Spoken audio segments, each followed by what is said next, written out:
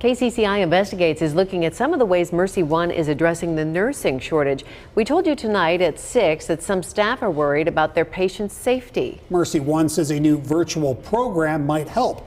KCCI's Alex Sachs takes us behind the scenes on how it works. This is Brad from Virtual. Miss Clinton, can you hear me? Lorraine Clinton got her first virtual nursing experience during a recent week-long stay at MercyOne in downtown Des Moines. It's amazing to me. Lorraine grew up on an Iowa farm. We had cows, we had beef cattle, we had hogs, we had back in my years, you had everything. From a young age, she learned to get comfortable in uncomfortable situations, like driving a tractor at just 8 years old. But when it comes to technology, I do not like computers because they don't like me. She says virtual nursing was strange at first, but she changed her mind pretty quickly. I explained to them that they are very helpful in the whole operation of everything. They do some work ahead of time that the doctors and nurses don't have to do.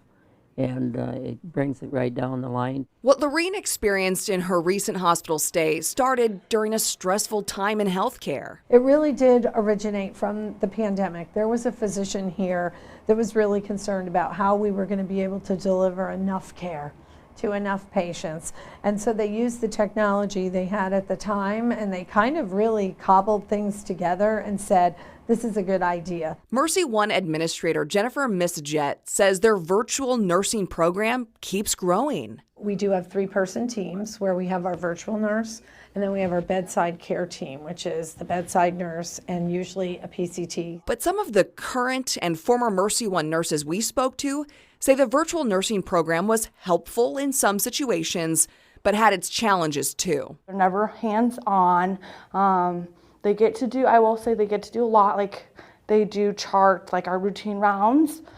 They chart most of those, I should say. They can only do what they see. That helps quite a bit, but it also depends if you have virtual nurses available. But those virtual nurses need a different set of skills and even more experience. They need to be engaging. They need to be able to feel comfortable interacting with the patient because, it's very hard to be remote and develop that relationship. We visited MercyOne's virtual nursing hub in Des Moines to get a closer look, and it looks like any other call center. But what's happening inside these cubicles can be life-saving work. Michael Del Bosque is a traveling nurse from Texas. He worked in an ICU for years, and now he's here working as a virtual nurse. I joke around with the patients, stuff like that. So I try to be, very friendly with them, but there are some that don't like the invasion of privacy. There are some that just they just have different opinions on it. You're not a real nurse or what. Virtual nurses work alongside bedside nurses. They're an extra set of eyes. Their cameras can even zoom in and see the tiny numbers on a syringe. It also allows us to see if the pump is having an error. We can zoom in on the pump and would let them know, call the nurse's station, hey, Judy, your IV pump is beeping. It's saying it's a low volume, it needs to be replaced, or just, there's another mechanical error, like the patient bent their arm, something like that. So we're able to, let the staff know exactly why they need to go to that room instead of just walking into the room blindly. Oh, I need this, and then they have to leave and come back. Another plus, they can handle the massive amount of charting and make calls to doctors. Misjet says this is just one way to address nursing shortages.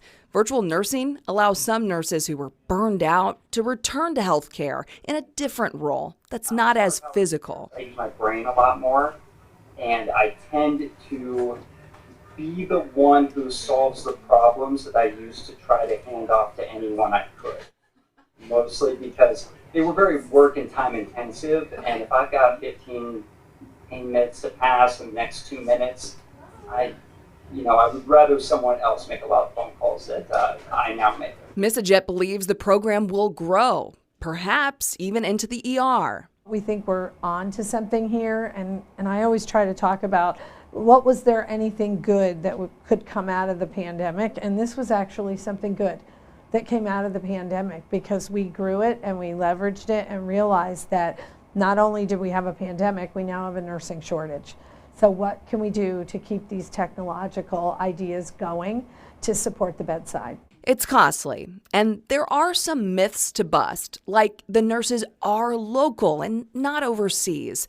They're also not taking the place of bedside nurses. We're there to catch them because we have the time to go in depth. And then, just taking things off the shoulders of the nurses as far as like going into the room and having a conversation with the patient. And maybe they need some extra education about a test that they're going to have. A virtual nurse walked Lorene through being discharged while we visited MercyOne. She and her family members could ask all the questions they needed. I can't believe that hospitals operate this way. In Des Moines, Alex Sachs, KCCI News, Iowa's news leader. You heard some concerns from a floor nurse earlier in that story. We took those concerns directly to MercyOne's administration. If you missed it, you can watch that full story right now at kcci.com or our mobile app.